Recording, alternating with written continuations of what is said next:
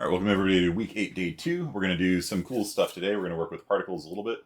We're going to continue working with particles, I think, on Tuesday. I'm just going to show you the basics of particles. I'm still learning the new stuff in Unreal Engine 5, and there's some pretty cool stuff in it, but I'm not at a level yet where I can teach it. I've been playing with it, but I need to get more time in. So here's an example of a particle effect. So we've got our pirate ship here. You might notice that I slapped a really cheesy looking oak texture on our gray box rough out from last time. And I just add a little bit of sea spray. So, if you squint and pretend that this is actually a boat, it kind of feels like the thing's kind of traveling through the ocean a little bit, So I'll show you guys how to do that. Megan showed me where the ability to convert a geometry to a brush, from a brush to a static meshes. Basically, if you've got something like, let's take this box here, and what should we do? Actually, I've already got a good example up here. So we've got this ring in the sky. Wait, I used to have a ring in the sky over here. I don't know what happened to it. Oh, make another one. So doing like a pilot wings thing, right? So we're gonna make a little ring, to fly through. So I made a cylinder, and I'll slap a material on it. Let's see. Number of sides. Let's give it like 32 sides, so it kind of looks like a ring. And we will narrow it down. And we can even do an inner radius on it. Not what I wanted to show, but okay, sure. And then there's the button for create static mesh. Okay. And what Megan pointed out is it is normally hidden, like it's in it's under an advanced tab there. So I just kept scrolling up and down. I'm like, I know it's in there somewhere, but I don't know where it is. Okay, so we got our thing here, and let us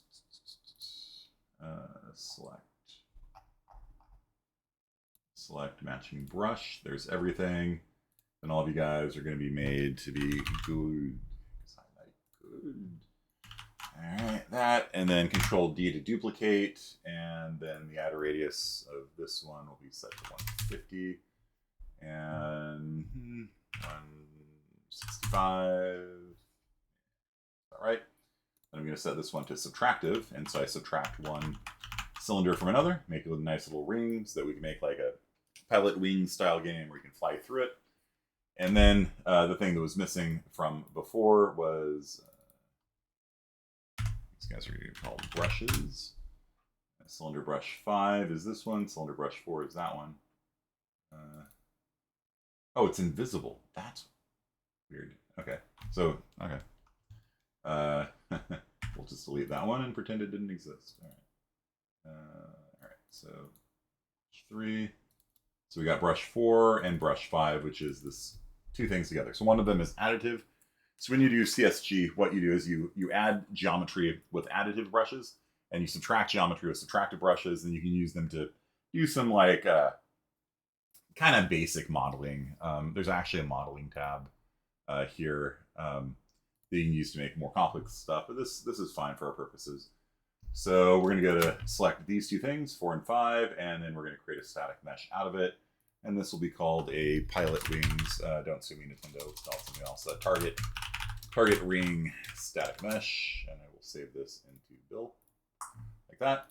And now this thing is a real boy now.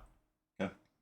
The trouble is, and I think some of you noticed this, is that it doesn't have collision on it. So if I run over to it, you'll just pass right through it by default, which is not usually what we want. What we want is for it to behave like a normal boy. And so in order to turn Pinocchio into a normal boy, we have to add a collision to it. So we right click on it, browse to asset, it'll show us where it is. Here it is, target ring, static mesh. Probably save it. Double click on it, and this will open up the static mesh viewer. And what we do is we go up to the collision window here, and You just auto collision it, hit apply, see. That doesn't look very good, actually. Undo.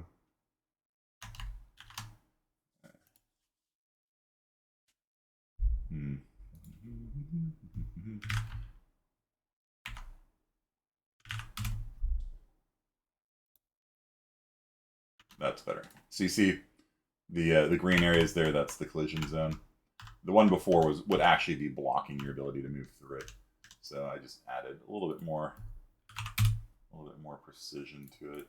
Let's try this one. And that looks even better. Okay, so this creates a nice little complex collision here. And then we can just save this. And now, when we come over to here, we bounce off of it. But we can still move through it. Yay. Pretty cool stuff. You can still kind of see the sides of the cylinder there. It's not, you know, I could have made it have a higher polygon count, but either way.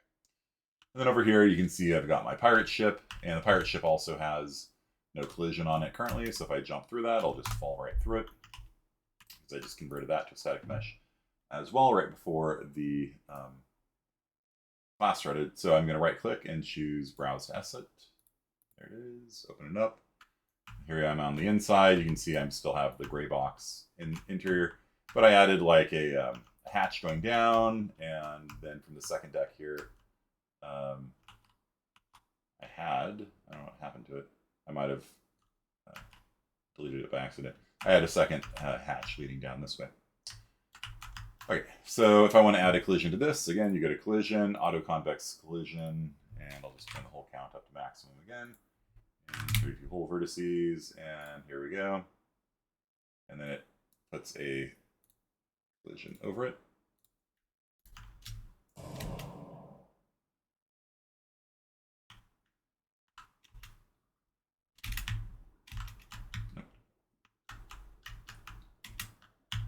And it looks like it did not. The auto collision is now blocking off the doorway there. So that's the problem with that approach. Is that when you do an auto collision, it doesn't always give you the best results. Let's see if we can turn the precision up on this.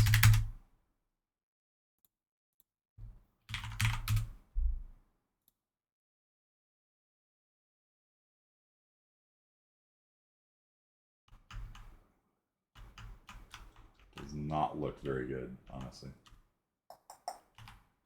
Probably I'd want to do each of the individual pieces then separately. This might be too big to turn into a good static mesh. Oh.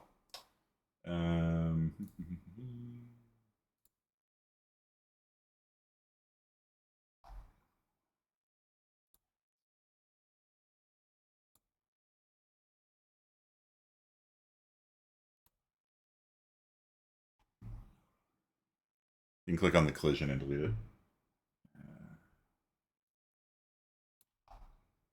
Where do you see that? Remove.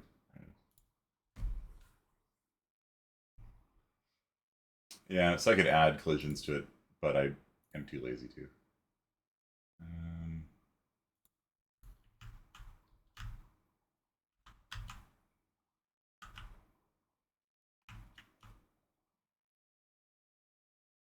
Yeah, that's not gonna work. Oh, and the cylinder, the mass didn't come in either. Interesting. Well, let's just pretend that yeah, that didn't happen. All right. So yeah. Anyhow, that's not the point of our lecture today, anyway. So we're going to be talking about a couple things. We're going to be talking about nanite, and we're going to also be talking about timelines. So a timeline is a way of doing a simple animation, and let's say that we wanted, this thing to kind of like move left and right. You know, we're doing some sort of like pilot wings thing, where the person has to like fly through different rings to get scores in a certain amount of time. So we can like turn this guy into a blueprint now, and we can call it target ring DP in the build directory. Cool. All right. And so inside of here, we are going to add a sphere collision.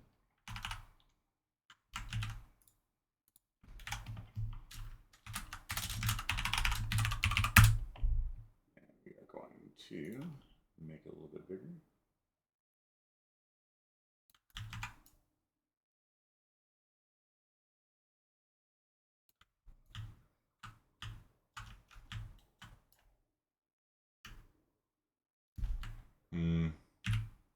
No.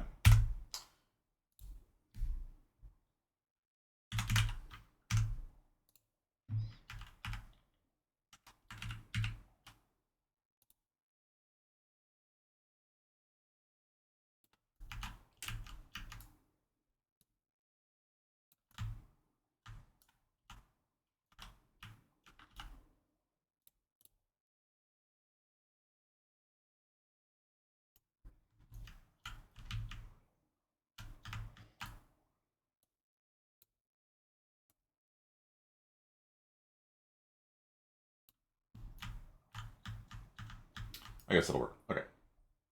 And then going to go over to the event graph, and when we do an overlap, then we will do our usual cast to third-person character. So if whoever overlapped us is the player, then we will, I don't know, add 1 to their score or something. So does that mean we need a score on the player? Probably. Let's go over to third-person blueprint. Do they have a score?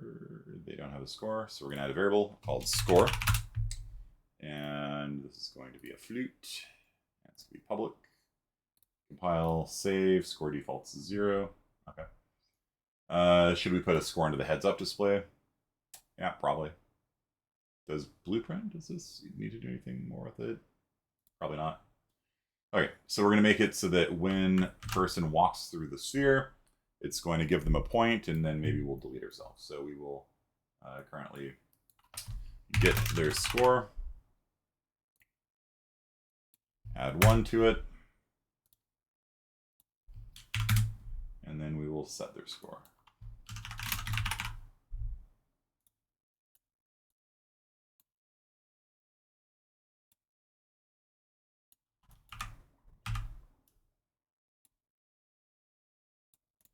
You guys understand?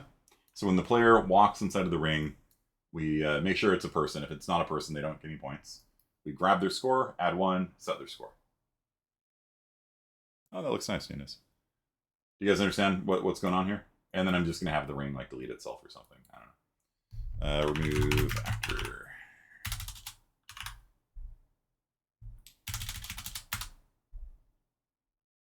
Remove, delete actor. Destroy actor. Okay, compile, save. Run. There we go. Okay. And so I can set up a course that you can like fly through, and maybe there's a start spot where you like hit a lever and it spawns all of these things, and then you run through it. You get points. Where is our HUD?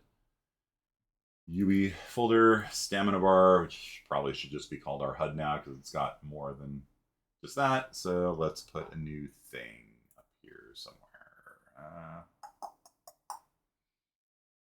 Progress bar we could do, so you like accumulate points by going through it, but we'll just do like a text or something over here, and this will be called score.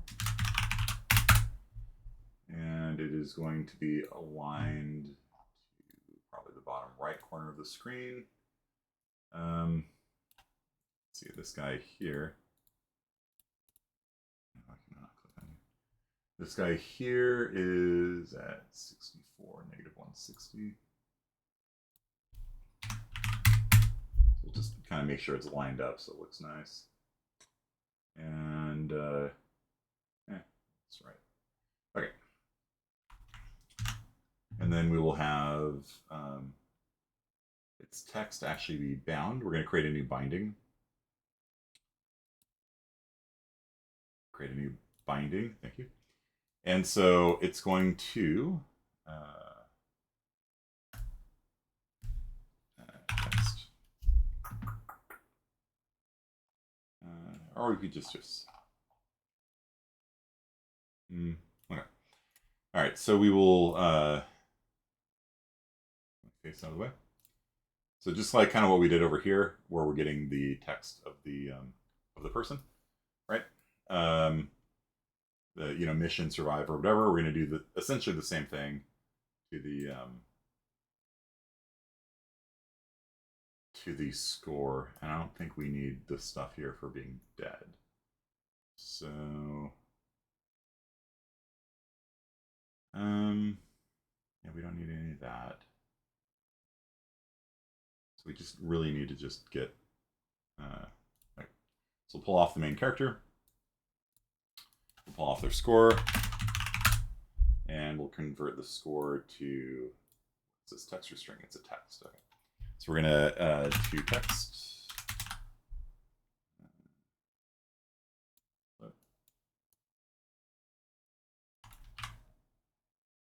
And then we're just going to, I don't think text can actually be appended. So we're going to convert him to a string.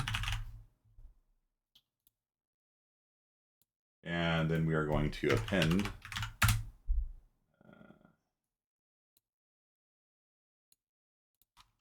control. And this is going to say score colon with a space. And then, so we're going to append score, and then whatever their score is going to get converted to a string, and then it's going to be glued onto the end of that string, and then we're going to drag that string into a text. It'll convert it automatically, it'll cast it automatically, and then I think we're good to go. That should do it. File, save, save. Yeah, text and strings are different in Unreal Engine, which is a bit of a weirdness. There we go. So we went from score 0.0 to score 1.0. Does that bother me? Does it bother me?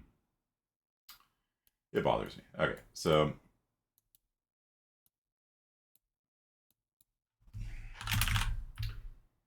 we are going to cast to int. Sure, why not? And then that we are going to convert. No. So we're going to convert it into an integer. That way we don't get the decimals. And then that's going to convert to a string. And then that's going to get appended to score. All right, whatever. Align. Hold on. Everyone gets lined up. Okay, there we go. Try that.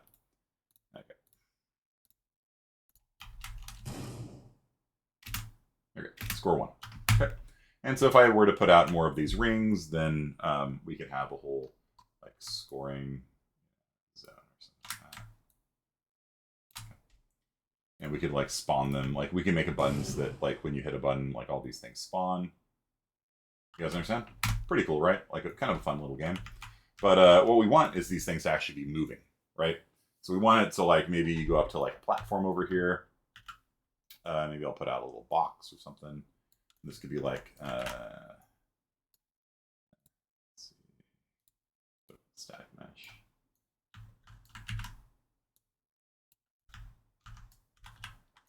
Put a little box.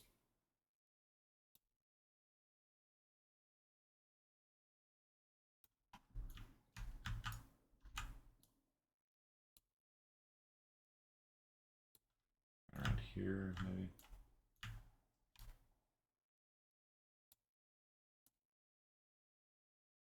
Something like that. So that the player has to like jump off this thing. Like maybe we'll put a button up here and it'll spawn the rings moving and stuff like that. And I don't know, let's make it gold too so that it's color coordinated. What did I miss? Static mesh. No, not static mesh. Material gold. Okay.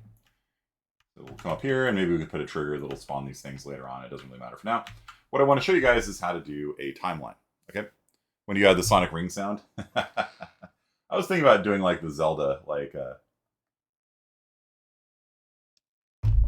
Okay, so what I want though is these things to be moving. All right, I want to have like a little simple animation on them.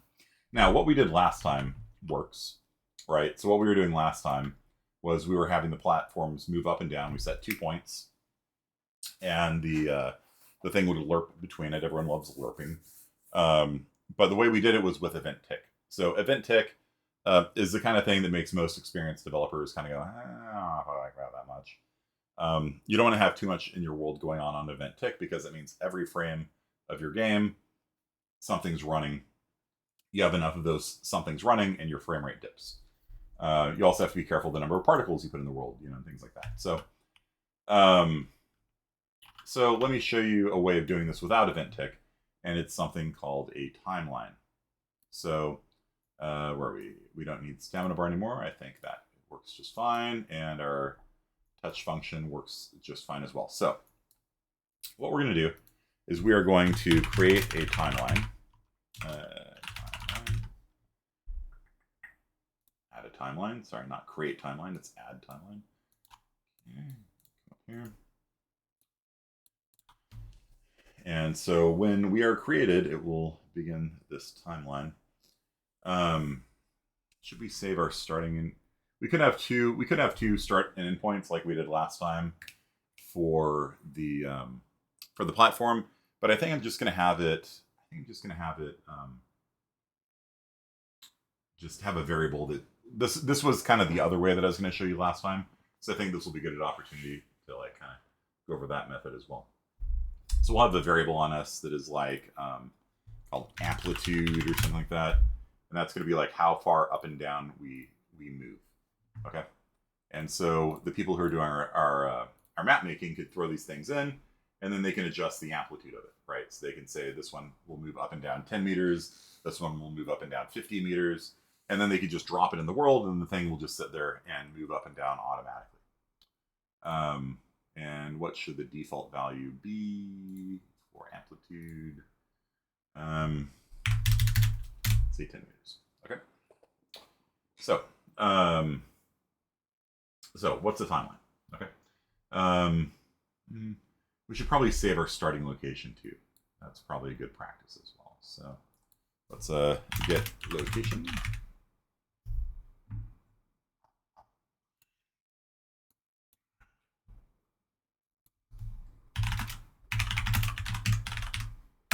We will get our world location, and we will save that as a variable called starting location, and then that's just going to be making things a little bit easier for us down the line, because if we ever get lost, we can always go home now. So we're just going to save our starting location and then hit play, and there we go. Okay. So what is a timeline? A timeline is a simple animation. Okay. So a timeline, if you double click on it, and by the way, that's what I did. I just went here and I just double clicked. And what I'm going to do is I'm going to add a float track, and this will be like the vertical, how far up and down it should be, vertical displacement, you can call it. And then we get to choose things like how long it takes to move up and down. We can add points to the timeline. 0, 0, and then maybe, let's see, what do we want? What kind of? We're gonna have it loop for sure. We want to auto playing for sure.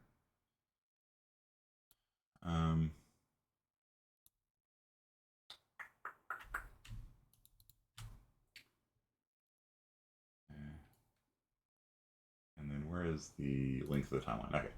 So how long do you think it should take to go like up and then down and then back to the origin again? What do you guys think would be a good value for that?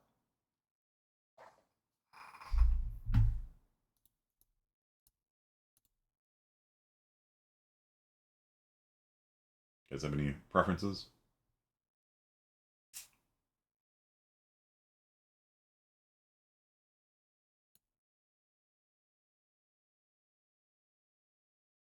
$20 seconds? Okay. 5? Okay. I don't know. You guys tell me. Like, we're gonna have these rings moving up and down. You need to give me a number. 0.01. 8. Okay, we'll do 8 seconds. All right. So basically, you can kind of control like the movement of it, right? So I can have it kind of go up a little bit, and then I can have it like go down a little bit, and then up all the way and stay there for like 3 seconds, and then I can have it like zip all the way down to here, -1. All these values you can edit to be exact if you care. It's probably not going to make the slightest bit of difference, but 1.5, and then it's going to sit down there. Then it'll go back to the middle, then down a little bit, then up a little bit, then down a little bit, and up a little bit, down a little bit, then up a little bit, but then down again, and then back up again, and then back to the middle, and then up, and then back to the middle, then up, then back to the middle, down, then up, and then back to the middle. So at 8 seconds, it'll be back at 0. So this is going to be the vertical motion of our ring. So this is going to be extraordinarily frustrating, I think, to try to fly through. But there you go. So we'll probably come back and fix this later. But what this is going to do is every frame, it's going to basically advance the time on the timeline based on how much time has passed, and it's going to spit out a value. It's going to spit out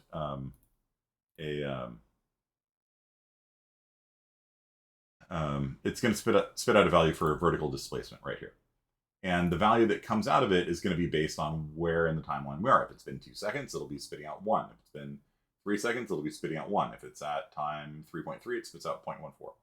And so this pin right here is going to be spitting out a value between 1 and -1. Why 1 and -1? Well, those are the values that I put in here. The value here is at 1. The value here is at -0.3. And so what I'm going to do is I'm going to multiply that. What the heck just happened here?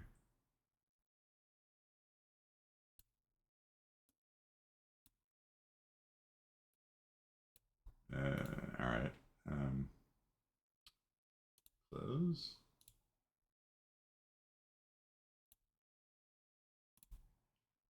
I think you just split screened it by accident. Okay. Window, load layout, fill. All right. Where were we? Ring, blueprint, snap that up there, and there we go. We're back. Okay. So what's going to happen is this thing is going to update over and over again. And it's going to be spitting out a number from -1 to +1 every time. So what we're going to do is we are just going to set our world location of the static mesh component. And will that move the capsule with it? Yes. Why? Because the capsule is a child of the static mesh component. Anytime you have a parent-child relationship like that, it's like the relationship between your shoulder and your elbow and your hand. If the elbow moves, the hand moves. And so if the static mesh component moves, the capsule moves too. Now, if I unparent it, which I don't think I can do because that's the root, but if I were to unparent it, then the two things could move and they don't move each other. So you have like a tree relationship between the things. So our world location is going to be our starting location. Get starting location. And then we're going to add to it plus. And the amount we're going to add to it is going to be amplitude times the vertical displacement.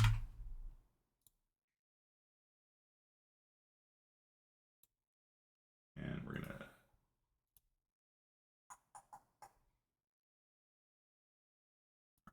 split. There you go. Okay. Let's try and organize this somehow. Okay. So basically, let's say we have an amplitude of 10 meters. And if the vertical displacement is 1, it'll be 10 meters up. If vertical displacement is -1, it'll be 10 meters down. If vertical displacement is 0, it'll be 0. It'll be at its original spot. And so basically every frame, what's going to be happening is we're going to be taking the starting location and we're going to be adding to it a vertical change based on the value coming out of here. And then the result of that is going to be our location. Okay. And did I set it as movable? Did I remember this time? Now I did. I remembered. Okay. So you play. Whoa.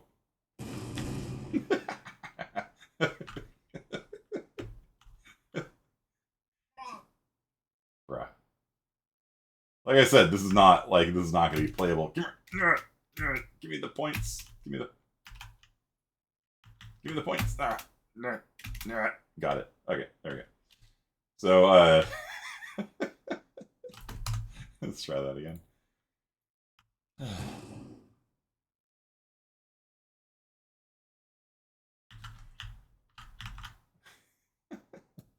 So do you see how that reflects the timeline that I made?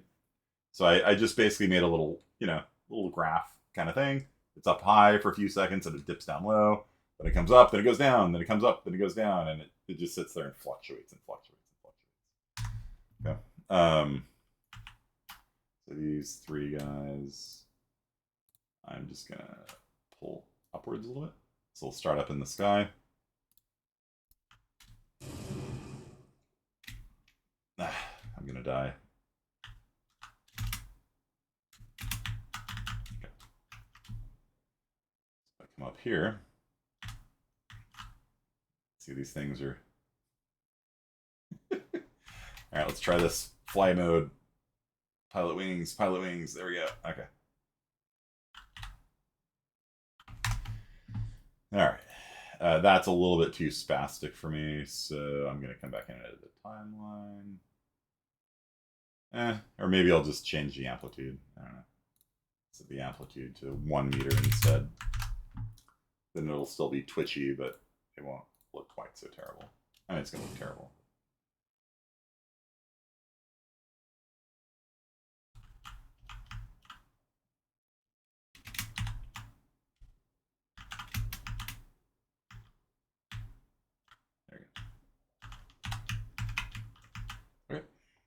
So you can make a fun little game like that. Obviously, you need better air control than what we have right now. You guys like it? You understand the timelines? And you can use these things like open doors. For example, the rotation of a door you could set as a timeline. So you have the pin returning a value from like -1 to +1, and then you rotate based on like 90 degrees times that pin output, and then it'll go from 0 to 90. Over time, and you can have it go slow at first, then slam open, or slam open and then slowly finish, that kind of stuff. It's just kind of an easy way of doing animations without getting into like full-on animation kind of stuff. What do you guys think? Do you like it? Think you can do it for the homework? Because you're going to need to.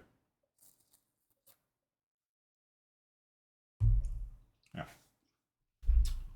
So like, I don't know. Let's say we want to animate the pirate ship. Okay? Doesn't have collisions on it, but it can animate. Or, I mean, it will in a second. So let's take pirate ship here. And let's see here.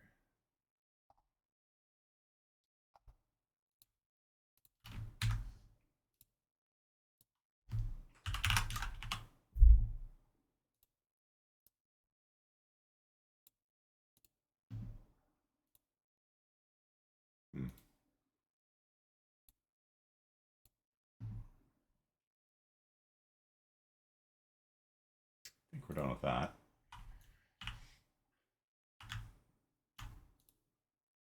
There we go. I don't know why this wasn't appearing. All right, so we're going to convert the pirate ship into a blueprint, and this will be called a pirate ship DT. So I'll give you another example of using that mast. I think didn't get. I need to just delete this entire thing and start over. I was doing this like right before class started, and I think I didn't click on the mast. So this is going to actually be kind of hilarious because the mast is actually not part of the brush, so when this thing's going to be animating. The mast is not going to be animating with it, but the sail will, because I forgot to click on it, I think. So this will be funny. It'll be fun. Okay. So here we have our terrible gray boxed out pirate ship, and we want it to animate. Okay, so again, on begin play, we are going to save our location to begin with. It's always a good idea to save your location, because then if something happens, you can always reset to it. If you're always adding and subtracting from your location, because you can like add an offset and subtract an offset and always be adding one and subtracting one and adding one, subtracting one.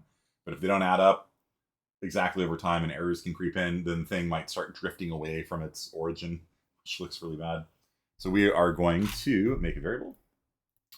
And this will be like starting location. This should be pretty familiar to you because I just did it a second ago.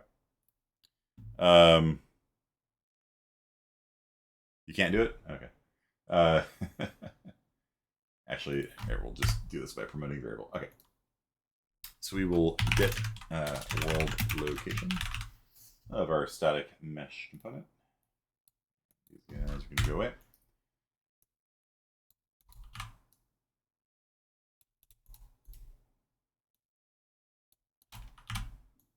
And right click, promote to variable, and we will save our starting location here. Starting location, and save and compile, and there we go. Okay, so let's make another timeline. Add timeline, not a Tim line. That's not going to show up. A timeline will though. So add a timeline, add a timeline, and everything's lined up. Good. I always like my lines to be straight. There we go. Jeez. Better. Okay, so we're gonna make a timeline, and this timeline, the one before we used for like vertical displacement, so we had a number coming out of it that was like how far up and how far down it should go, and then the person who was doing like the map editing, like pretend that you actually have a team, they every time they place a ring, they could like set down here because it's a public variable. They could set the amplitude, so you could have like one that has an amplitude of like 2 meters, one that has an amplitude of 4 meters, one that has an amplitude of, and we'll just leave it at 1, I guess. And then that allows your map editors to be able to do things. Now these things are moving, you know, they're following the same timeline, but the amplitude is different. So let's go up here so you can take a good look at it. So that's kind of cool. I don't know, like that's kind of neat, you know. So you have to like kind of, yeah. I like it. It's simple. It's honest. It's simple work, but yeah. Okay. So where was it? Pirate ship. Okay. So whereas before what we were doing was producing a number from 0 to 1 that would get multiplied by amplitude to give you the vertical offset. What we're going to do here is we're going to have it rock the ship. And you can actually have multiple timelines going on at once. You can have multiple output pins. I think I'm just going to do just rotation. Okay. So starting location doesn't need to be public. Okay. So again, you double click on a timeline, to edit it, and you add a track. Don't forget that part. And the vector track can give you like an X, Y, and Z output. This is just going to be a float track again. And maybe it'll be like 3 seconds long, something like that. All right, type 3 seconds, thank you. And again, to add points, you just shift click. How do I want it to move? Okay. Maybe it'll rotate up a little bit. It'll stay there. And then it'll like rotate down a little bit. And then kind of come back to normal. I don't know. And just kind of spitballing ideas here. And then this will autoplay. It'll automatically loop. Replicated only matters for multiplayer. Yeah, I guess that'll work.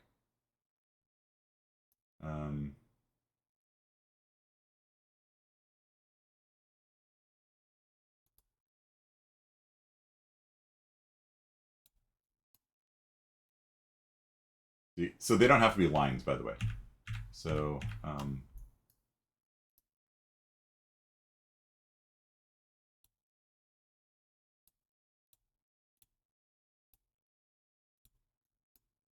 so this will make it more kind of like oceany, wave like. And then if you go to like user, you can like pull these things around and kind of make the curves follow the way that you want. I think we'll just see how that looks, you know. Okay, so I'm going to come back into the event graph. And so now we're going to do rotation. All right, so for your homework assignment, you're going to have to make an operational door.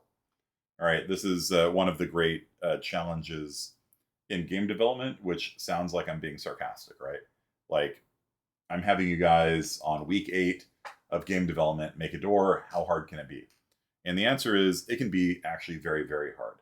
Or you can make it very simple. It really depends on what level of fidelity you want out of your game, right? Do you want the character's hand to reach forward and grab the door handle and twist it and open it, and if there's something blocking it, it bounces against it, and your character pulls a couple times and moves the thing out of the way, and then lets go and opens it, and it has to keep swinging open, but then there's a zombie there that pushes it closed again. Like, you can get super, super detailed. Last of Us, I was reading a thing by one of the Naughty Dog people on just how much effort they put into the doors. Because like if one person's trying to open a door and there's somebody on the other side pushing against it, then they have a situation for that. And for me, I'm just like, I create a trigger box, and when I step into the trigger box, I have a timeline run, and the door goes bloop into the ground. The door slides into the ground, and I walk through the door, and that's how I do doors. You know, so it's there is a very wide range of like fidelity as to how realistic you want doors, and that's why a lot of video games, they have like those Star Trek doors that just go, and the doors are literally sliding into the walls. Like there's just nothing there. They just literally penetrate right into the walls, and they open up, and you don't think about it, and then you walk through, and then the timeline will play in reverse. Okay, and I can show you how that works in a second. So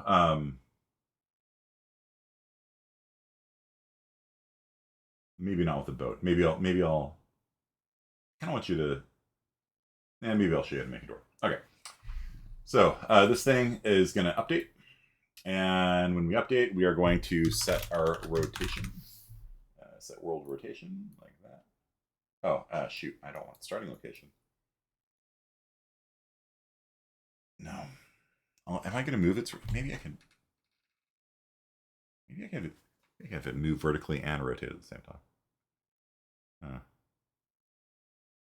I'll keep starting location around. And I'm also going to get world rotation. This. You. And you also are going to be promoted to a variable. And you. Put that there. And your name is starting rotation. And this is something called a rotator. Rotatos. And so, I don't know if any of you guys like Lord of the Rings. Rotatos. And what we're going to do is we are going to get our starting rotation. We're going to get our starting rotation, and we are going to add to it this. Did I not name it? I didn't name it. This is going to be like rotatos.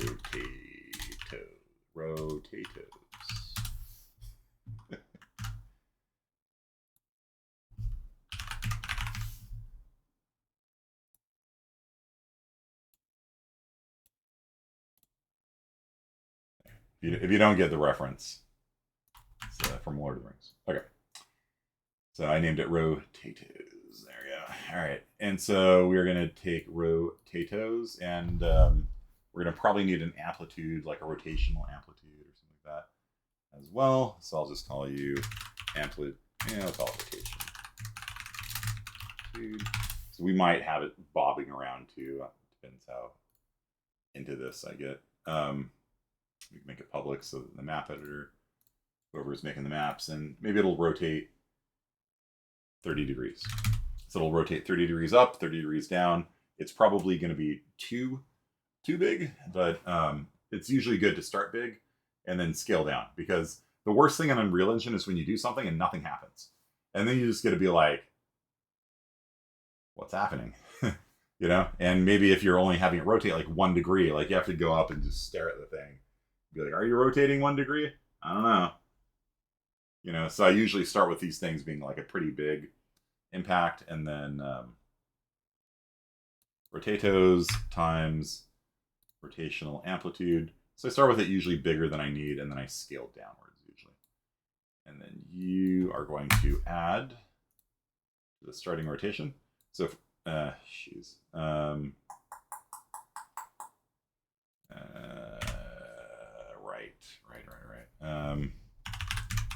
Let's see, pitch. I wonder if we can see pitch.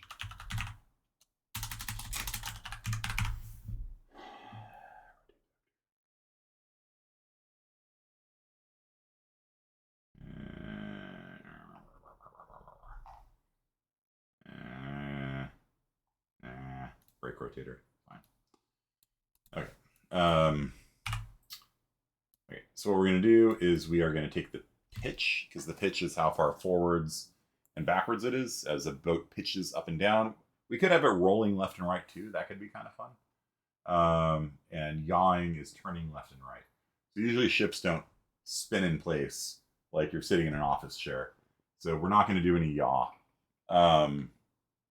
We could have it roll. We could actually have a separate thing for roll. That could be kind of fun. So we'll add another track. And this one will be called barrel roll. And barrel roll will be how much it rolls.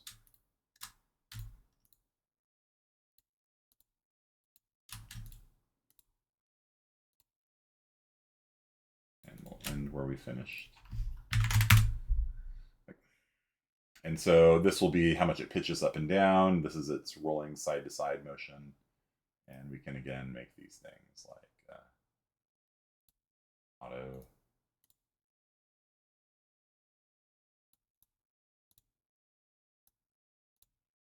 Get a nice little curve out of it. It's probably going to be a little bit too dramatic. There. Okay. Compile, save. You can see now. You can see now that there are going to be 2 pins coming out of the timeline. Okay.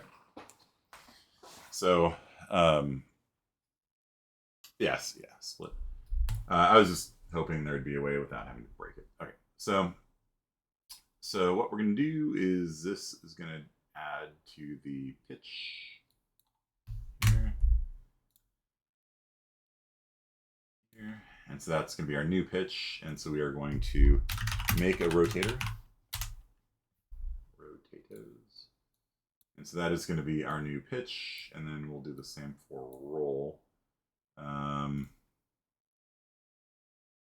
guess we can use the same rotational amplitude, I guess that works, okay. And so U times, and then we're going to add that. So basically, one of the timelines is going to be adding to our roll. This thing is getting kind of spaghetti looking. So that's going to be our roll. That's going to be our pitch, and then our yaw is going to not change. I'm going to do a little reroute node here by double-clicking on it and moving it out of the way so it doesn't cross. So does that make sense to you guys? What's happening here? So the timeline is going to run, and it's going to be spitting out values from 1 to -1, and it doesn't have to be 1 to -1. That's just kind of standard, because then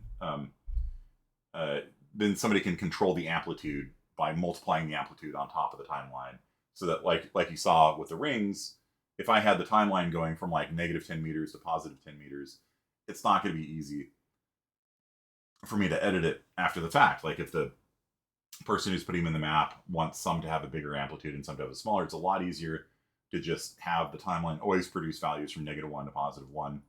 And then scale it like we're doing here, where we're multiplying each of these 2 different timelines by rotational amplitude. These could be two different variables as well, and probably should be, but we'll just see how this looks. And then we're adding them to so the roll gets the roll added to it, the pitch gets pitch added to it, and then the yaw just comes across. Oh, and then you get to be saved here. Now we are good to go. Maybe I'll move you up. There we go. So let's see how this works.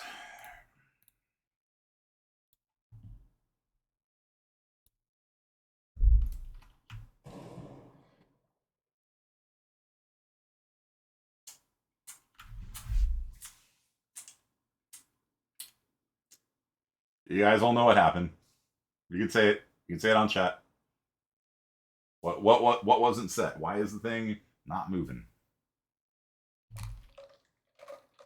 Every time I tell you.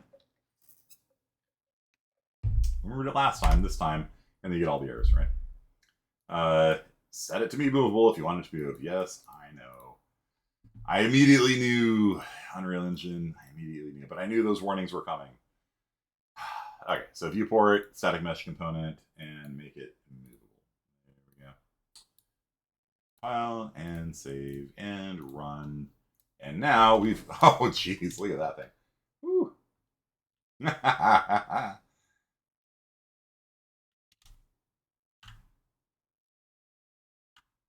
mean, it's kind of cool, honestly. I mean, it's obviously quite dramatic for a lake that doesn't have any waves in it, but yeah, I mean, yeah, it's pretty cool. So you can see the pitch, it's pitching and it's rolling, and the pitch and the roll aren't the same because we have two different timelines controlling pitch and roll. So I think that jerk right at the end there is a little bit too much, and we probably want to turn down the amplitude probably by about half. What we had there would have worked if we're in like a rough seas or something like that. But and also you notice the mast isn't moving because I forgot to click on the mast.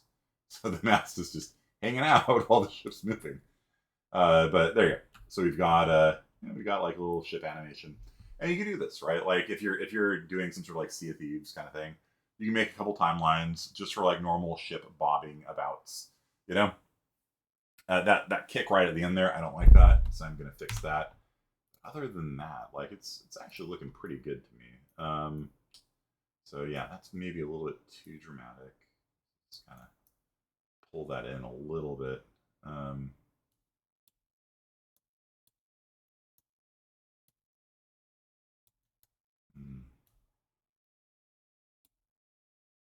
That looks.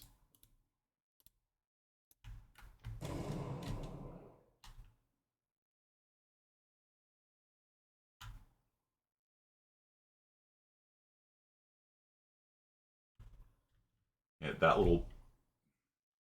that part right there. I don't like that part.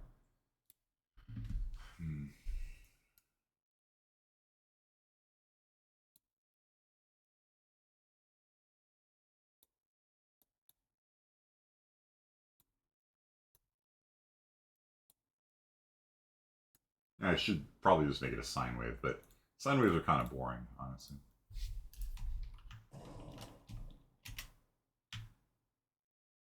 Having a little bit of like non sine wave motion in it. That part right there, it's a little bit too fast.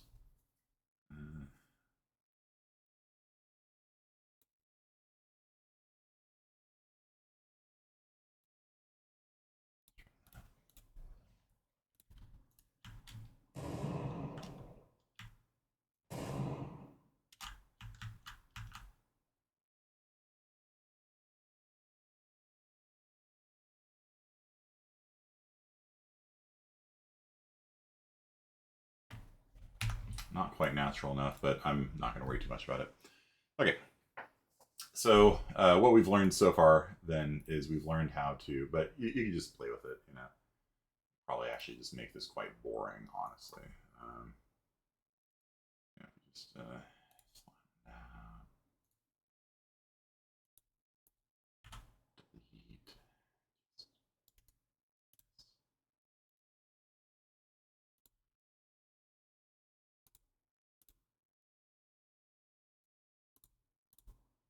just basically make it a sine wave, like.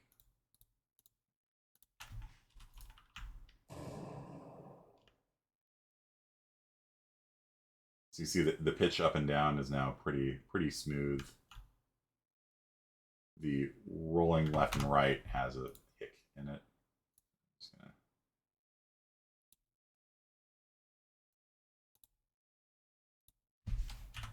delete, delete, delete. And so I'm just gonna have this be 2 seconds. Actually, maybe I'll have it I'll have it roll before the pitch, maybe, so it looks like the rolling will kind of predate the pitching. See how that looks.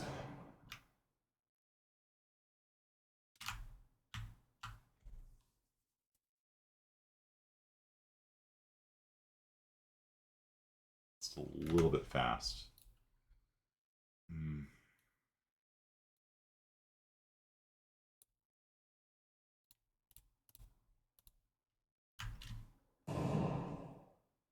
Yeah, time for Boston Tea Party.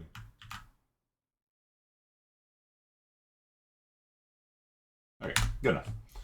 All right, it's a pirate ship. I'm probably going to delete anyway. All right, so that's a timeline. That's some different kinds of lerping. You got lines, and then you can turn those lines into curves by messing with these things here, and you can pull on the handles and mess with them. Get the curves just the way you like them. All right, I'm not going to mess with that anymore. What I'd like to show you now is an intro to Niagara, which I always misspell as Niagara, but it's Niagara. Niagara. Okay. So what should we know about Niagara? Niagara. It is the new particle system in Unreal Engine. There used to be an old particle system called Cascade, and I think the things you might be used to, like the explosions and things like that, none of that is like that particle explosion there. That there. That's the that's the old system, okay? Niagara is the new system, and the new system is freaking amazing. Niagara is so cool to play with, and every time I watch some video on Niagara, I'm like, oh, I didn't know you could do that. You know, there's just so much really cool stuff you can do with Niagara that, honestly, like I haven't even scratched really much more than the surface of it. So, what is Niagara? So, in order to do Niagara, you have to have two different things. First is you have to have something called an emitter, and the second is something called a system. Technically, you don't have to make an emitter because systems can have emitters made in them. So we're just going to start with that. So we're going to right click. I made a folder called particles. I'm going to right click and choose make a new Niagara system. Okay. So I went to my particles directory. If you don't have a particles directory, you should make one. So again, a good idea to just kind of keep everything organized together. And so right click, choose Niagara system. And you choose to make a new system from a selected emitter. Copy existing system, create an empty system. I'll create one from an existing emitter. And you do a fountain of particles. This one kind of looks like you have dust in the air a little bit. This looks like an explosion. A fountain looks like a fountain, but I've also used it to make flamethrowers and things like that. Beam is like a blaster bolt. A directional burst shoots things in a direction.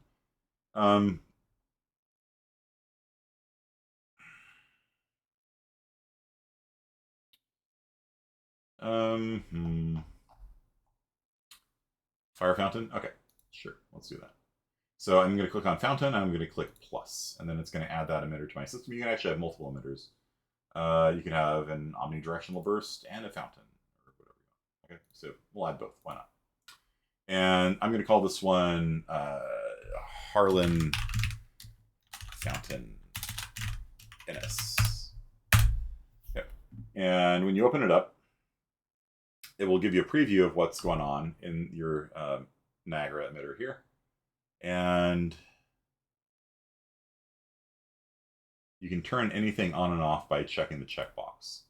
And so you can see the omnidirectional burst was kind of being hidden by the fountain, right? It's kind of like, let me pull the preview in here. So you can see the burst is like right at the beginning. Okay, and you can drag these things around to kind of choose how far you play the particle effect for. And so anything can be turned on and off. So you can turn off the omnidirectional burst, and then it's just going to be the fountain. You can turn it back on, and you get both. So you can have as many emitters as you want in the system. Everything can be controlled by properties. So these things, Niagara particle effects, can interact with your blueprints, which is what I usually do. I will have my blueprint do something like, say, draw a laser beam from this point to this point, and then that's going to come in here on these things called properties. But let's just go through the basics first. So let's just turn off the omnidirectional burst for now. We'll get to that later. And let's take a look. Let's get my face out of the way. So let's click on properties. And so the big thing for properties is whether or not you're simulating it in the CPU or you're simulating it on the GPU. I tend to make my stuff run on the GPU because the GPU is a lot more powerful than the CPU. That said, there are some limitations on GPU particle effects. All right, so we come over to here, and we're probably going to turn that on in a bit. If you do GPU sim, then this has to be ticked. So if we switch it over to GPU sim, that has to be checked there. And like I said, the GPU is capable of running a lot more particles, so I tend to run my stuff on the GPU. The GPU is your graphics card. So emitter spawn's got nothing on it. Emitter update, life cycle. So this is going to be an infinite fountain. So a lot of times I don't do infinite particle effects because like I have them like attached to a gun, right? And so you don't want it so that you click your gun and then infinite sparks come out because it never stops. You know what I mean? So so anything you attach to emitter spawn happens when the emitter itself gets created one time. Emitter update happens every tick, essentially. So emitter update will run every tick, and every tick it is going to be checking to see if it should kill itself, and it won't because it's set to be infinite. Okay, so it's just going to run always, always, always, always, and it runs for 2 seconds, then it repeats. You can have it delete it. So after it finishes, the particles can actually stay in the world. So like you might have a bomb that like goes off and the bomb goes away, but then the particles stay in the world. And so you can choose whether or not to kill the particles immediately if you want. It depends on what you want. Loop, you can have it loop once, which is usually what I do for like a grenade. A grenade goes off and it explodes, and then it's done, right? I guess we're doing just a fire fountain because that's what Harlan wants, so it's going to be infinite and runs 2 seconds at a time. Or you can have it run like 5 times. And so you can have it explode and explode and explode and explode and explode, and then everything goes up. That is doable as well. We come down here to spawn rate. This is one of the most important things. Bubbles, bubbles, bubbles. Yeah, and so Megan, to answer your question you asked on Discord a while back, yes, you can have the bubbles collide with things and do things when they collide. So that is most definitely a thing that Niagara supports. I'll show you how to do it. Okay, so spawn rate. So right now we're spawning 90 particles. Check it out. So that's per second. Spawn rate is in per second, not per frame. That'd be a lot more. Those per frame. And so what if we turn this up to 5,000? Kind of cool, right? It's a lot of particles to keep track of, but it's kind of cool, you know? Like, right? Kind of fun stuff.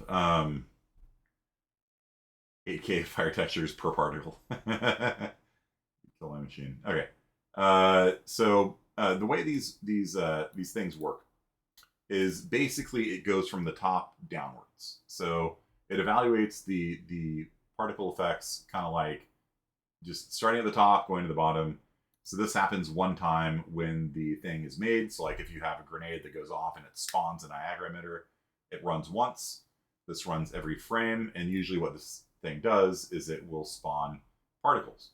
And then the particles have a spawn that runs one time. When each particle is made, it runs the code here called particle spawn. So emitter spawn spawns like let's say we're making a grenade explosion.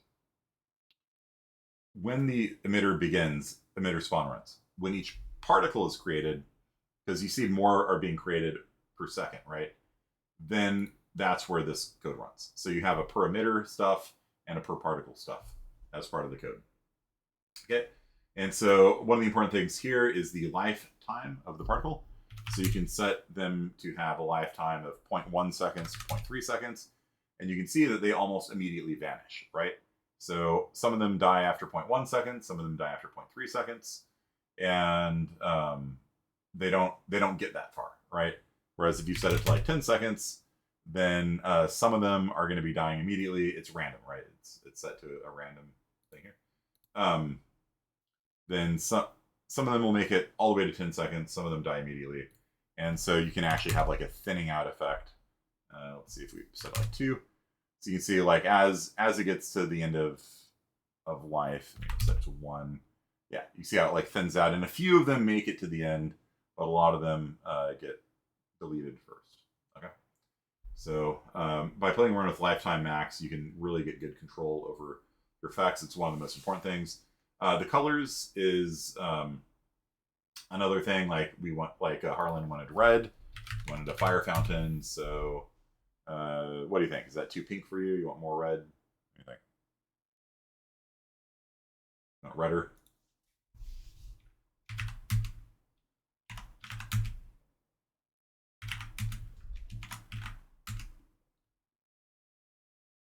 More like it looks like it hurts. Okay. How about that? It's funny. Baby, you're a firework. All right. You like that one? Yeah. Okay. Good. So it is Burnination right now. Sprite size. So some of these particles are small, some of them are big. If you set the minimum uniform sprite size, that should be minimum. Yeah, just cut off the minimum. You can see that some of them are gargantuan, some of them are tiny. If you set them all to 1, they just are like little pixels on the screen. If you set them to 2, some of them are double pixels. 10, you'll get like a mixture of some that are 10 pixels big, some that are 1 pixel big. 100, the hundreds are going to be just hiding everything, right? So there's kind of no point to that. But if everything's the same size, then it kind of looks a little bit too uniform. So you usually want to have some sort of randomness in it. So that looks like a big old, yeah, yeah, like you're lighting a hairspray on fire. What do you think? Particle size, Harlan? It's named after you. You get a control. Do you like having little Dippin' Dots looking things here, like little particle static, like that, or do you want the big chonky fire? Give me some numbers here, JT. And also, they don't have to be circular. You can have the sprites be like lines, and so this is a big chunk particle that's a line instead of a sphere, right? And so this is like spiky fire, which I don't think is very physically realistic, but looks pretty damn cool if you ask me. I don't know. I don't think I'd want to be hit by that weapon. You know what I mean?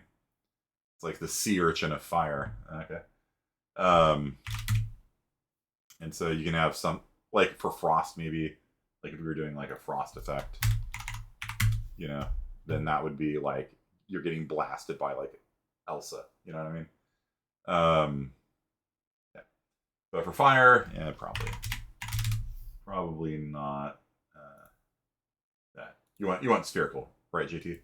Big chunk. Big chunk spherical, and we'll add a random uniform between 50 and 70, just so it kind of comes out with a little bit of flickering on it, which fire should have. Okay, sprite rotation. This doesn't matter because they're spheres. So what is a sprite, by the way? Does anyone here know what a sprite is besides the soda and the name of one of the Fey type monsters in Dungeons and Dragons?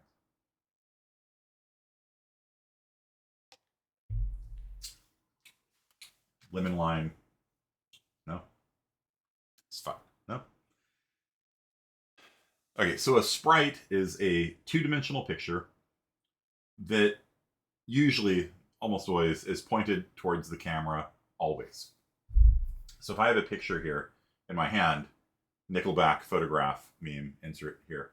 No matter which way you're looking at this thing, no matter which way it rotates, it's always facing you.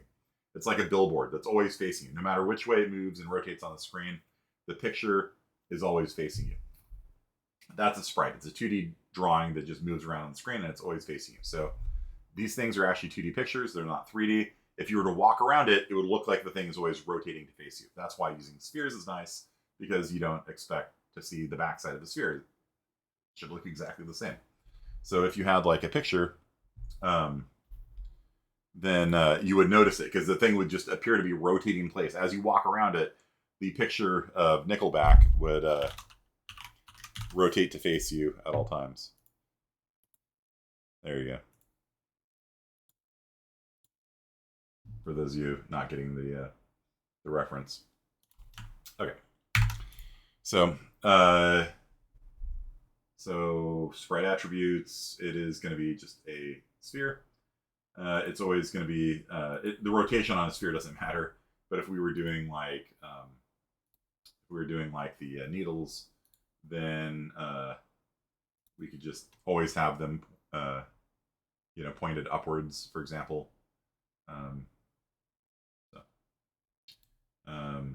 Or you can have them rotate to face their velocity, which is actually pretty good as well. So we're just going to go with uniform and random uniform and 5070. There we go. That's a cool fire. Okay. All right. Where were we? Here. Okay. Shape location. So this is the spawning zone. Okay. So the spawning zone is a sphere, and I think this changed from UE4 to UE5. Not positive, but I think it did. So shape location is the spawn zone for it. So they don't all come from the same point. If I put it on 0, well, you're not going to be able to see. If I put it on 100, then you can see there's a 100 sphere radius, and it will randomly create a particle within that 100 sphere radius.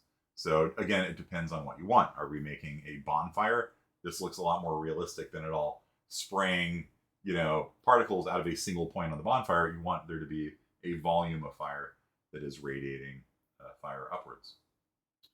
And there's a lot of options here. You can make it a cylinder, and then you can have the height be pretty flat. So you've got like almost a 2D circle that is spitting fire out, like a grill, right?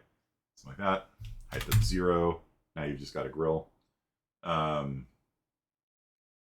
you have a bigger area, then fire will be spawning within the cylinder, and you can use this for like character effects.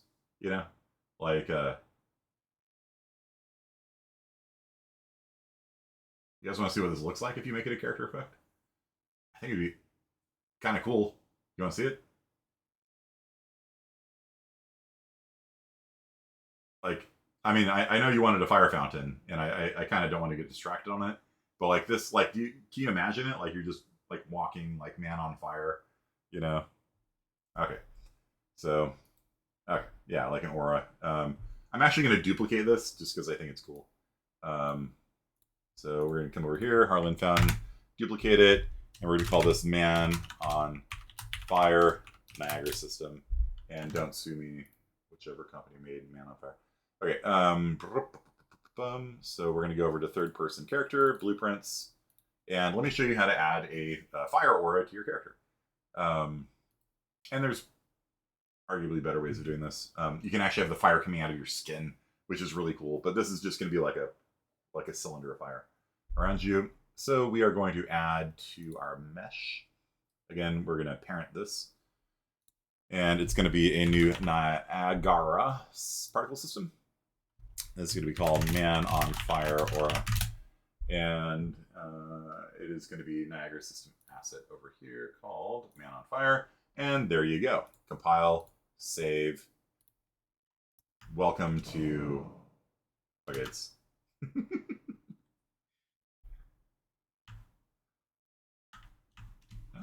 I died. Okay. I need to jump in the water to cool off. Nope, I'm still on fire under the water. Nothing can turn off. Nothing can turn off my fire aura. This looks really cool, though, honestly. Like, I mean, come on, guys. Like, right. This is pretty sick. Bruh. This is why I don't get why students drop out of this class. Like, come on. Like, you know, where else do you get, you know, the opportunity to do stuff like this, you know? Like, you'd be taking trig. What? Uh-oh, I missed it. Nah. Okay. I mean, yeah, the fire aura is probably a little bit too big, actually. It's a 3-meter tall aura.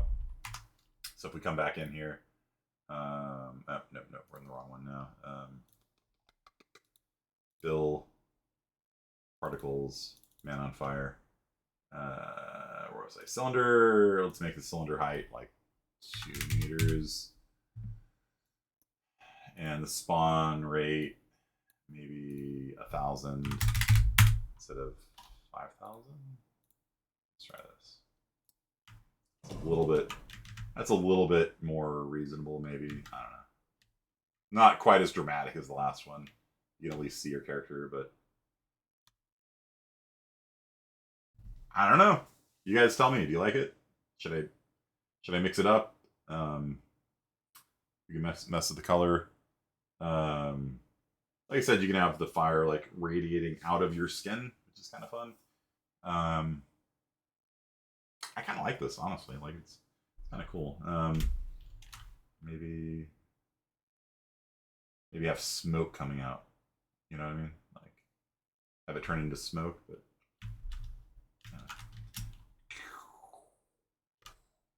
maybe have the fire turn off if you're in water.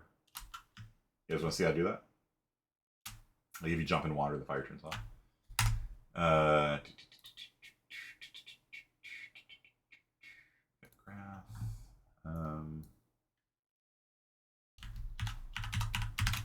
You're gonna take. Oh, you want it like tink?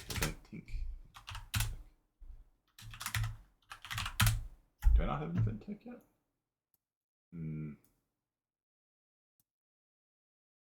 It's not. Maybe like when, yeah. How about like when we fly, we burst into fire. So we're like the Human Torch. You know what I mean? It's like we're running, and then when we hit fly, it's like, you know, like fire comes out. In which case, yeah, we can super like upsize this because then it's not because it's gonna be annoying like looking at this all the time. You know what I mean? So we're gonna kick it all the way back up to 5,000. Why not? And the color. So the color, I was about to say, like you can have the color, you can play with the color here. And so right now the color is full color at the beginning, and then as it goes towards the end of its lifespan, the color darkens, and you can play with all these values to create the kind of color effect you want.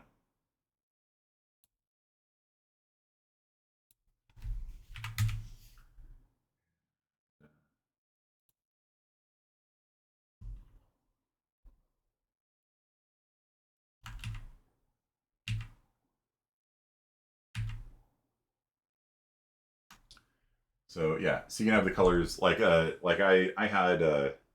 had some fire once that went from like orange, like a brighter color, then it dimmed, then it turned into smoke. You can do all that kind of stuff here. Drag slows the particles down over time. Kind of makes it a little bit more realistic. Gravity, right now, the gravity is like pulling them down, so it's fountaining up and then going outwards. But if we were to just change this to like 100, then you'll see it just radiates upwards forever. Like it's not subject to gravity anymore. But if I double gravity, you can see they kind of like come up and then kind of like flop down and stuff like that. If you want to have wind on it or something, you can have the particles going sideways as well. You can also have this be random. So you have the gravity amount be random. I'll just leave it like that because I think the default looks fine on that. Add velocity and cone. So this is going to kind of push things out in a cone. Cone angle, cone degrees, minimum, maximum. And so this is giving a random radial kind of direction to the things to begin with. All these things, like, you should just play with, you know what I mean? You can have color change over time. Solve forces and gravity. Solve forces and velocity allows gravity to work, things like that. It basically enables physics on the thing. Now, Megan was asking, like, what happens, because she was making bubbles that came up from the surface, but they'd go above the surface of the water. So what you can do is you can add a collision node here and have the thing collide the world. There we go. Thank you. And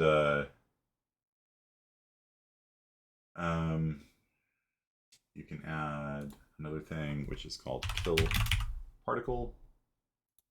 And if you by default just turn kill particles on, well, it's not going to draw anything, right? Because remember, all these things are just evaluated top to bottom.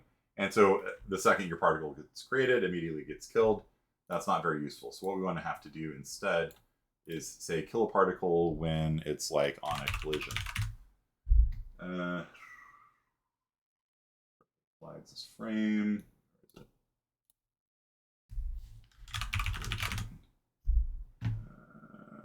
are you? Collide. Has collided. That's one. Okay. And so now, whenever this thing compiles, when the particle effects hit the ground, it stops. And so that's useful, like, if you have particles that would, like, be dripping through, like, a platform you're on and things like that. 200. Maybe I'll pull this in a little bit. Let's see what that looks like.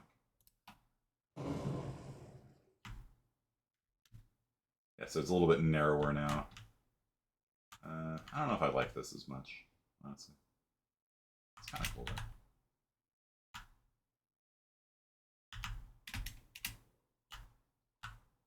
It needs to be moved up a little bit. Yeah, you're right, Harlan. Okay. VP third person character, viewport. All right, it's radiating out of his feet right now, so a little bit. Man on fire.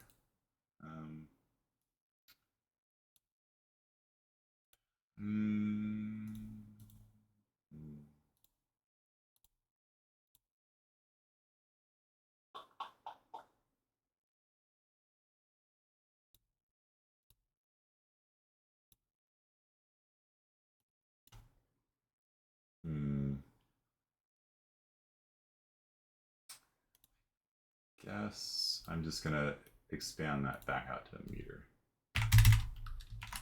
Make it a little bit bigger too. Okay. Save and run. There we go. That looks better. You can't quite see the mannequin, but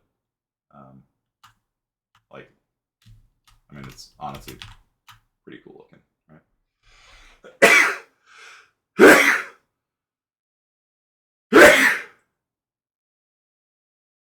Okay, so let's make it so that you only see the fire when you are flying. Okay, so because otherwise the fire is just going to straight up like bug me. All right. So input action fire plus. Okay, there's that one, and I believe I can fly it. Okay. So there we go. Thank you.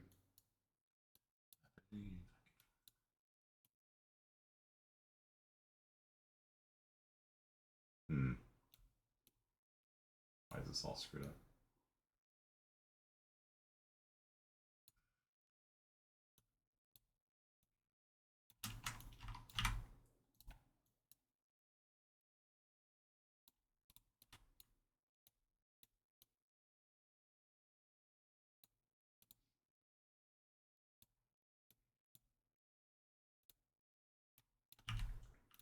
Okay.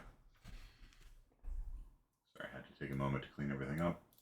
So we have one button that just turns on flying, and then we have another one that we hold to fly. Okay.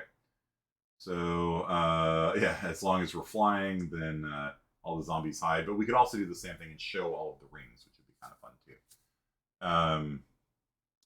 Yeah, maybe we'll do that. So which one was this again? Was this F or G? Let's see. F. F just turns on flying mode, and then G. G, you like hover. What was it? I don't remember actually. E. D. I don't remember the other key. Doesn't matter. We'll just ignore the other one. So, okay. So we're gonna get all actors of types on BP. All right. So we'll have the rings hidden by default. Target ring BP. We're gonna say on creation. Event begin play. We're going to hide ourselves, and so we're only going to reveal the rings when we go into flying mode. Okay. So we are going to set visibility of static mesh component. Be false.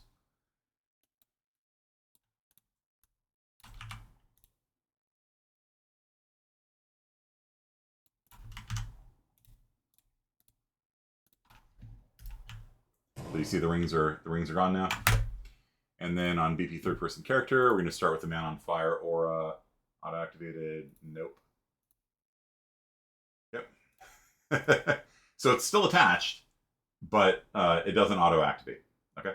And so this will make it a little less annoying. All right. So there we go. We still got it attached to us, but it's not actually active. So we're going to have to activate it. So target ring BP starts off hidden. But so you can still see it in the editor, right? So I could have come here and like hidden the things down here, but you want to be able to move them around, right, in your editor. So I just have the things when they're put in the world, they immediately set their visibility to false, and they all hide at the beginning, but they're still in the world, and you can edit them and stuff. So what we're going to do is we're going to come in here to the BP third person character, and we hide all zombies when we fly, but we're going to show all of the, we're going to do basically the exact same code here. We're going to do the same thing, Control D, and we're going to do the same thing for rings instead. So instead of zombie BP, we're going to do target ring BP. And so for every ring, we are going to set their hidden to be false. And then Control D. For every ring, hidden is going to be true. So all the zombies hide, all the rings show, all the zombies show, all the rings hide. And then, so we can basically switch back and forth between like first-person shooter, zombie mode, and pilot wings, ring training course. Yeah, and you can create like a bubble. Yeah, like there's a lot of character effects that you can do. And the cool thing is you can actually get the mesh of the person you're attached to and have particle effects attached to that. So for example, you hit a button to fortify or something, and then your skin could glow like red for a second to indicate you're like, shielding or something. So right now these particles are just being spawned in a cylinder, but you could have them not be. Let's see if that's here. They move this stuff around. No, this is all random. Particle spawn. It's like mesh, skeletal mesh, initial mesh orientation, skeletal mesh location. Yeah, something like that. Let's go back to man on fire. Let's turn off. And what's cool is that if you want to play with stuff, you don't have to delete it. You can just turn it off. And then we will add a mesh, skeletal mesh location, static mesh location. I think it's going to be attached to a skeletal mesh. And, all right, no parameters. Yeah, we have to, I'm not ready to show that yet. Okay. Yeah, basically what you do is you set your parent, you get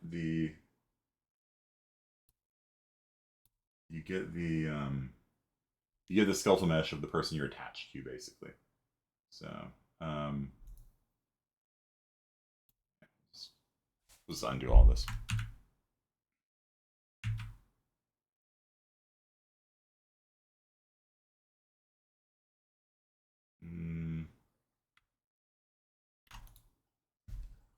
No mesh assigned.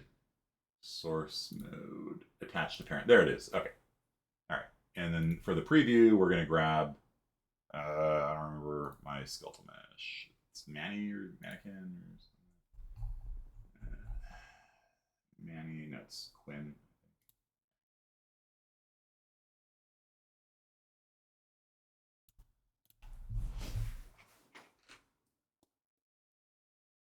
So yeah, so basically if you do this, you can attach the, so whatever particle effect you're attached to, yeah, so you can see see how it's in a shape of a person now. So what's gonna happen? Skinny mode's going on the fly. I think that's correct. There's a lot of ways of doing this wrong, by the way. Let's try that. Okay. So, and then we have to come over here and we have to make sure that the Man on Fire aura is attached to the mesh. That's how the two things get synced up. Whichever mesh you attach the aura to, then the particles will be coming out of their skin. Instead of just like, at first there's just a cylinder around them, but you can actually have fire coming out of their eyes and things like that, which is really kind of sweet. Okay. And so let's just see what that looks like first of all. So Man on Fire aura, auto activate. Wow. What's the matter here? Zombie BP. Oh, geez. Okay, fine. Copy paste doesn't work. Get all actors of class. Ring BP. And then we will do another for each loop. It's because when you copy it, it copies the type of the pins as well. And so the pin out, see how that's a ring BP? When I copied and pasted it, that pin out was a zombie BP. So it's one of the things you just gotta watch out for when you copy and paste.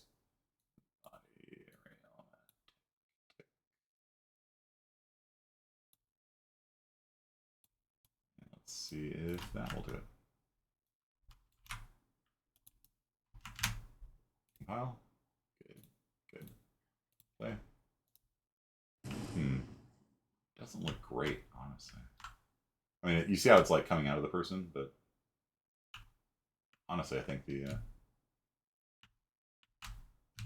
like it's in the shape of the person, you know? Yeah. Weird. Yeah, I'm actually just gonna put it back on cylinder. Probably this way. Anyway. Save, compile. Just having a pillar of fire around you. But there are some really cool things you can do with skeletal mesh. Things like you can highlight your skin in like an electric grid pattern for like a sci-fi shield or something like that. Super cool stuff you can do with it. Coming back over here, I'm going to turn it off on auto activate because that was what I was getting to here.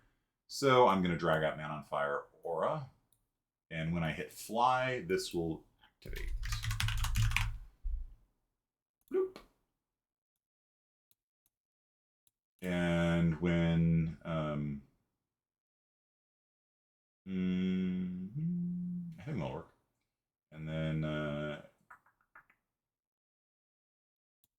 let's see here. Niagara. Just like stop.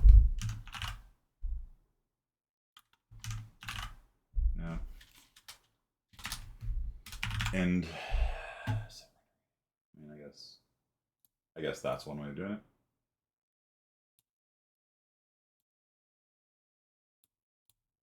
False. And then let's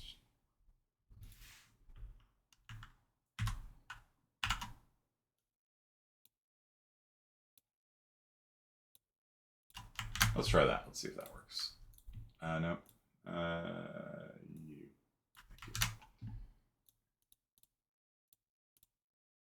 Okay, so we start off, there's no fire. I'm going to run up to my launching point. Too many possibilities, I know, right? But it's really fun. So I hit fly, and then I'm on fire.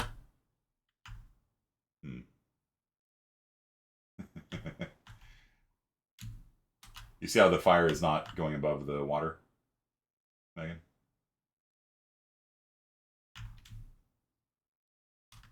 But the rings didn't appear. And it didn't stop. Okay. I was trying to remember the exact word that it needs. Clear emitter, clear system. Is pause. That might work.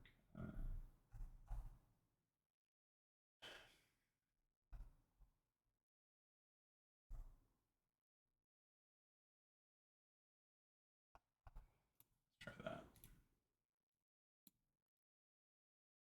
No, that's not gonna work. And maybe just set visible. Try that.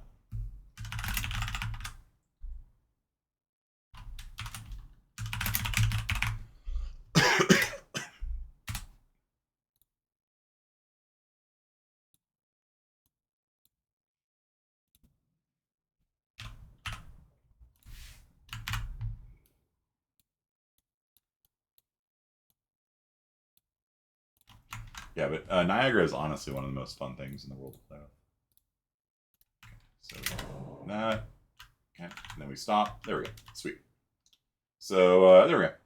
So if we just jump off of here and fly, we're now the Human Torch. We can fly over to the thing, and then uh-oh.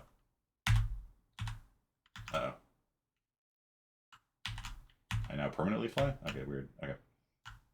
Oh, it's because of the weird collision. Flying again. Human Torch. Flame on. Well, if I really want to make it interesting, I could make it so that flying takes stamina. You know what I mean? So if you want to do the course, you have limited stamina to fly it. That might be kind of fun. Target rings. Why are you not? For each ring hidden is false. For each ring hidden is true.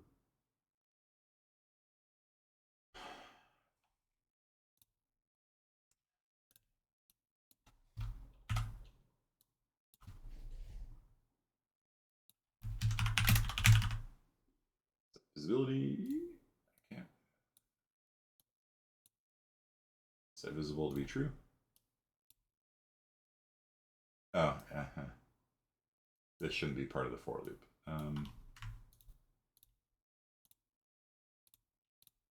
Let's move this over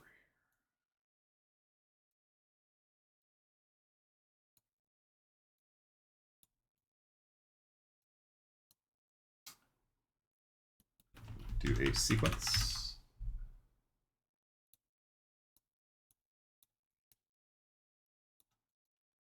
I'm gonna reorganize this a little bit. Okay, so the first thing it's gonna do, it's not you, it's you. And you is going to be attached to what we had before. Get out of the way.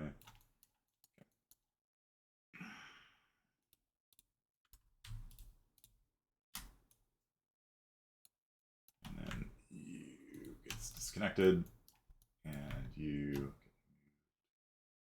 over here. All right, and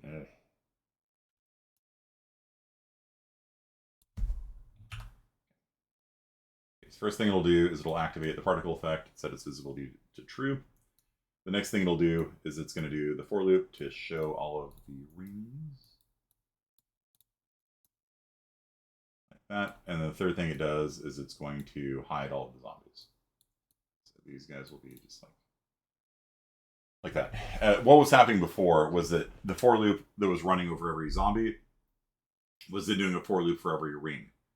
And so this, and then this was after all of that, so it was actually activating zombies times rings times, which is not good coding practice. So instead, it's better to do a sequence where it does these first, then it does this one, then it does this one. All right.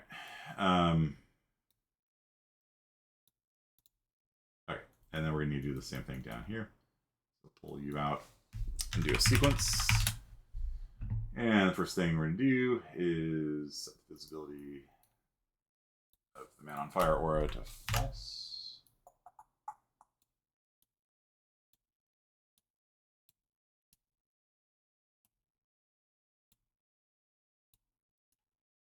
the second thing is to get all the zombos. Did I delete all that, or did I just move it?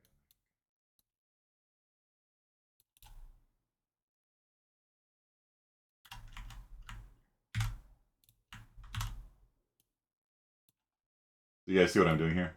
Basically, a sequence just says do everything on this line first, then do everything on this line, then do everything on this line.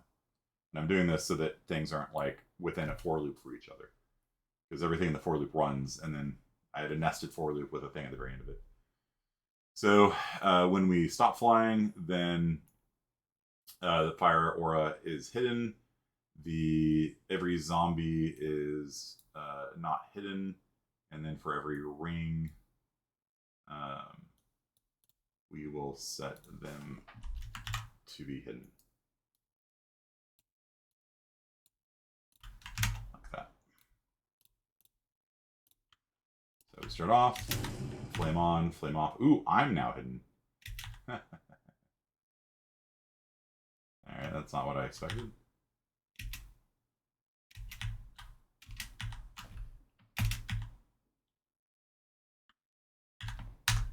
Interesting.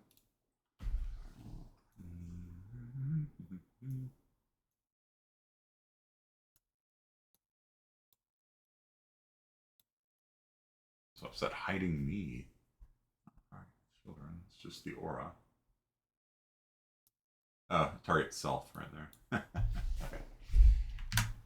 Always make sure you hook up your pens, or bad things are gonna happen. Same match component. Yeah. Yeah. Yep. And you.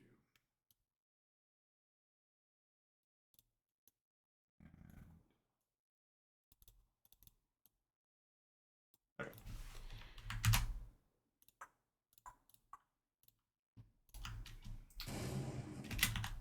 There we go.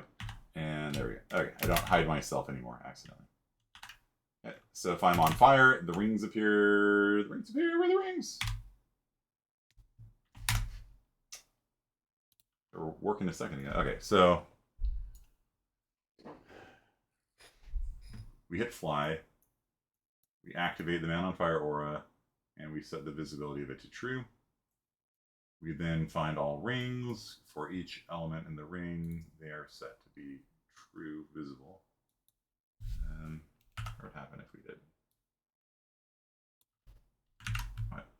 What?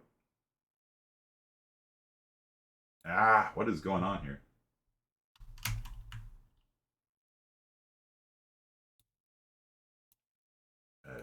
Okay. For every ring, sets for component and propagate to children to be true. Visible. For every zombie, set it to be hidden. Okay.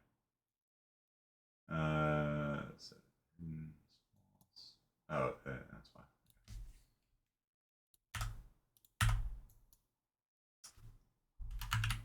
This thing is acting so weird right now. Duplicate. Delete you.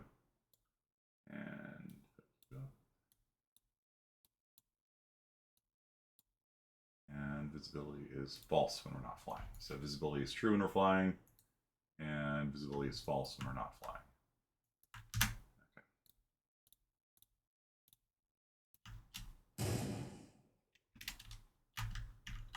There we go. Good. Everything's working like it should be. All right. And so when I'm on fire, I can fly through the rings, get points, and drop down. My fire aura does not come up through the surface because I have added a collision on it, and I have a kill particles that says when I've collided, which you can pick from down here. When I've collided, kill the particles. So you have conditional execution that way. All right. So we're basically out of time for today, but well, like I said, we're gonna be doing Niagara, and we're gonna be doing Niagara again next time as well. There's just so much you can do with it. it's ridiculous. But yeah, Harlan's fire fountain turned into a fire aura. But I guess I will show you one thing. So we got a fire fountain here, like that we're not going to attach to somebody shape, maybe in a ring shape. And the particles will be, make them smaller again, 1 to 10. So you can see these things are like coming out like that. Lifetime, let them last a bit longer.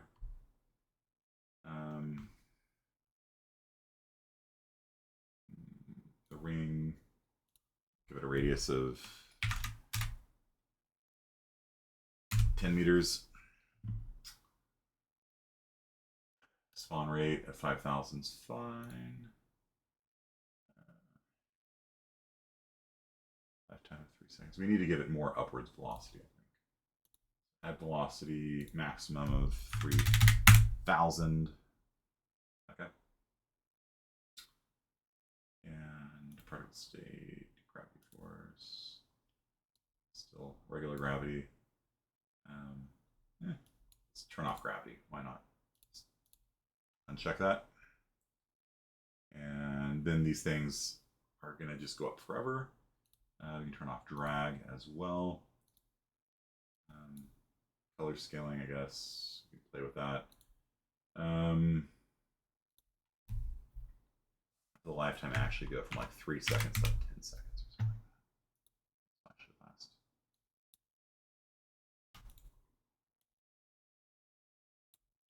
Quite a ways. And the particles we will make a little bit bigger, 10 to 30 maybe. Okay. Okay. And for the sprite renderer, one of the things you can do is you can have the things rotate.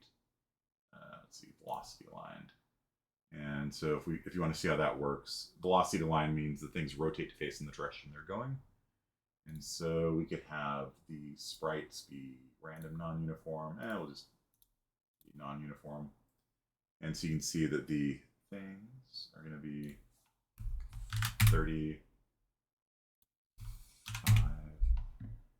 And so they point in the direction that they're going, which is kind of fun. And if they have gravity, they'll point and then rotate as they go down. As it is, they're just going upwards, but they have a little bit of randomness from the cone thing here that's going to push them in a random direction. So what have I done here? I've created a 30 meter, or was it 30? 30. What was it? 10 meter radius. So that's 20 meters wide, and it's going to be ring radius. Yeah, let's just see what this looks like. Okay, so sprite renderer. Let's see if there's anything else. Nah, looks fine. Okay, so let me show you the other thing that I wanted to show you about particle effects as far as putting them in the world, and then we'll call it. So you can attach a particle effect to a person, like I showed you, or you can actually just drag out Harlan Fountain onto the world, and it will just appear on the world there. So that one is probably a little bit too big. So like if you want to have like a World of Warcraft like summoner circle or something like that, like warlocks can like put a curse down on an area, I think. Blasphemy or whatever it's called. It's been a while. Then center it right there on the thing. And let's see what that looks like in the game. Come over here.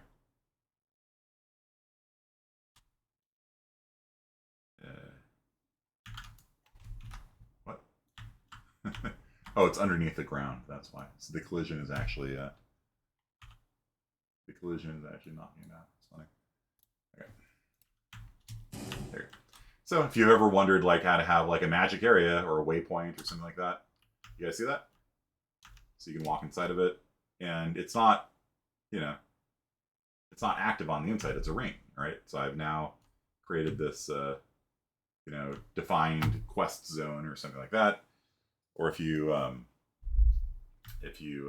want to have a spell effect that like puts down a cylinder or something like that, or everybody, if you want to make this healing, so it's not going to be a Harlan fire fountain anymore, unfortunately. Healing can't be red. That's just the rule. You wish Fresno State had game development. There is IS50B, Megan, and we're actually looking at making it a repeatable class so that you can, because there's so much in game development. Where did particle? So we're gonna make this a green color now because that's healing color right there. And we'll make it a little fatter, I think. And the lifetime, we'll shrink the lifetime a little bit.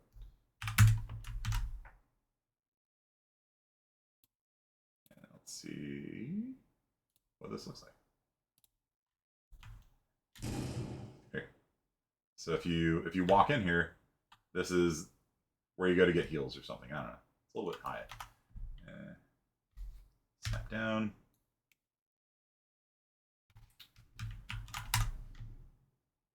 Trouble is if any of these particles spawn below the ground. So I'm going to actually turn off.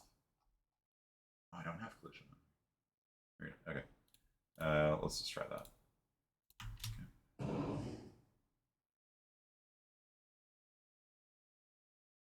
Oh, it's also screen space. So if the origin point you can't see anymore, it'll turn off. Okay. So, I don't know. Looks pretty cool to me. So you can create a wall of magic or define zones. This is very common in video games. The radius is a little bit big, I think, for most of this stuff. So we'll make the radius half it is right now. And I don't know, what else can we do to make it look cool? The cone effect is a little bit too strong. Like, we kind of want just a cylinder coming up. So I'm actually going to turn off the cone angle very much. I'm just going to set it to a cone angle of like 5, so just a little bit of randomness. And right now, the thing's kind of spraying things in different directions. Now there's just a little bit of randomness in it. And if we come over here, you can see it's just a beacon of light. And then when you walk into there, the quest begins or whatever. Okay. So this is no longer a Harlan fountain. It is now a quest marker.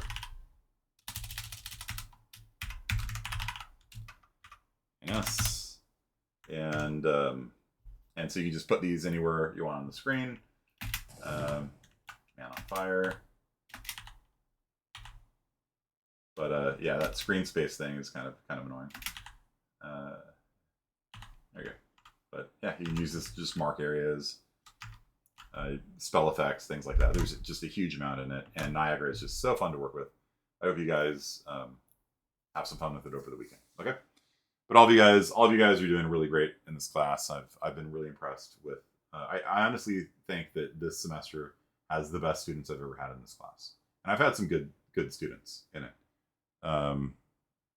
JT left, but yeah, I've had JT. I've had Walker, who built like a whole like Super Mario Odyssey kind of game. But you guys are just absolutely killing it, and I want to just say how much I appreciate having students in a class that are doing so well. It just makes me feel good as a professor. So your assignment for the weekend is going to be doing, basically what we did today, a timeline, make a door that can open. You touch the thing, door opens in front of you, basic door stuff.